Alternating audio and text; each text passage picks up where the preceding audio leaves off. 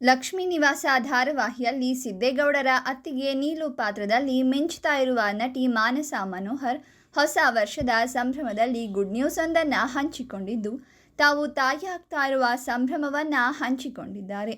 2024ರಲ್ಲಿ ಮಾನಸ Manohar business man ಆಗಿರುವ ಪ್ರೀತಮ್ ಚಂದ್ರ ಜೊತೆ ವೈವಾಹಿಕ ಜೀವನಕ್ಕೆ ಕಾಲಿಟ್ಟಿದ್ದರು. ಇದು ನಟಿಯ 2ನೇ ಮದುವೆ ಆಗಿದೆ. ಇತ್ತೀಚೆಗಷ್ಟೇ ನಟಿ ತಮ್ಮ ಮೊದಲ ವರ್ಷದ ವಿವಾಹ ವಾರ್ಷಿಕೋತ್ಸವವನ್ನು ಆಚರಿಸಿದರು. ಇದೀಗ ತಾಯಿಯಾಗ್ತಾ ಇರುವ ಸಂಭ್ರಮವನ್ನು ಹಂಚಿಕೊಂಡಿದ್ದಾರೆ. ಸುಮಾರು 1 ವರ್ಷದ ಹಿಂದೆ ಅದೇ ಸ್ಥಳದಲ್ಲಿ ಅದೇ ಮರಗಳ ನಡುವೆ ನಾವಿಬ್ಬರು ಒಂದಾದೆವು ಮತ್ತು ಇಂದು ನಮಗೆ ನಮ್ಮ +1 ಆಶೀರ್ವಾದ ದೊರೀತಾ ಇದೆ.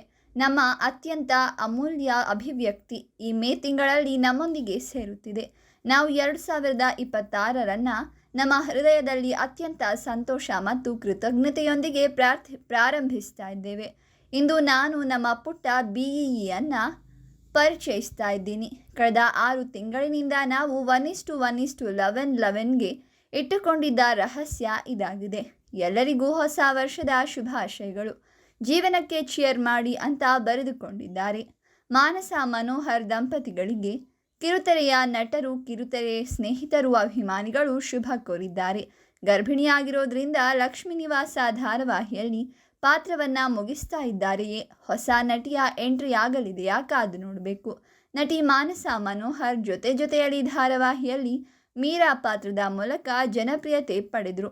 ಇದೀಗ ಲಕ್ಷ್ಮೀ ನಿವಾಸದಲ್ಲಿ ವಿಲನ್ ನೀಲು ಆಗಿ ಹಾಗೂ ಶಾಂಭವಿ ಸೀರಿಯಲ್ನಲ್ಲಿ ನಾಯಕಿಯಾಗಿ ನಟಿಸ್ತಾ ಇದ್ದಾರೆ.